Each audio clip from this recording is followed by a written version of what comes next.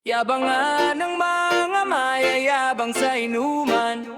Reggae X Pinoy rap, yeah,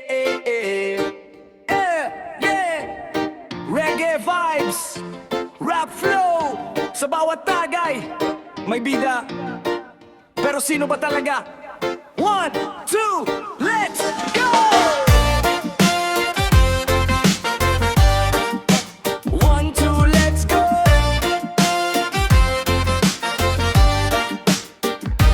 Pagpasok pa lang, taas na ang dibdib. Kala mo'y milyonaryo kung umastay ang lupit.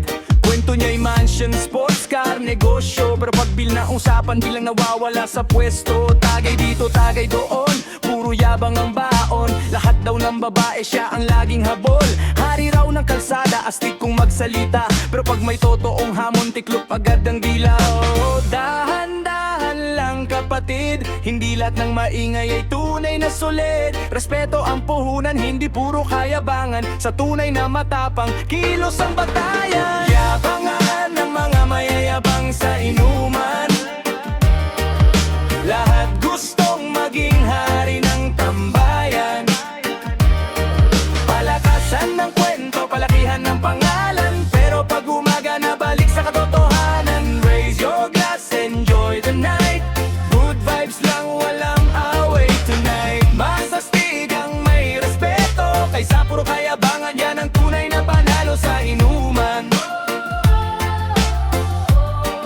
Yo, hindi sukatan ng lakas ng boses, kung puro hangin lang alaman ng mga poses. Rolex daw suot pero peke ang kinang. Sa social media lang pala malakas ang yabang. May kwento ng pera, may kwento ng kotse, pero utang pala ang laman ng wallet. Relax lang pre, huwag masyadong mataas. Baka pag natisod ka, masakit ang pagbagsak. Real recognize as well, walang kailangang patunayan. Di kailangang sumigaw para ikaw ay igalang. Sa mesa ng tropa, pantay-pantay ang tingin. Walang bida-bida, lahat ay may sariling galing.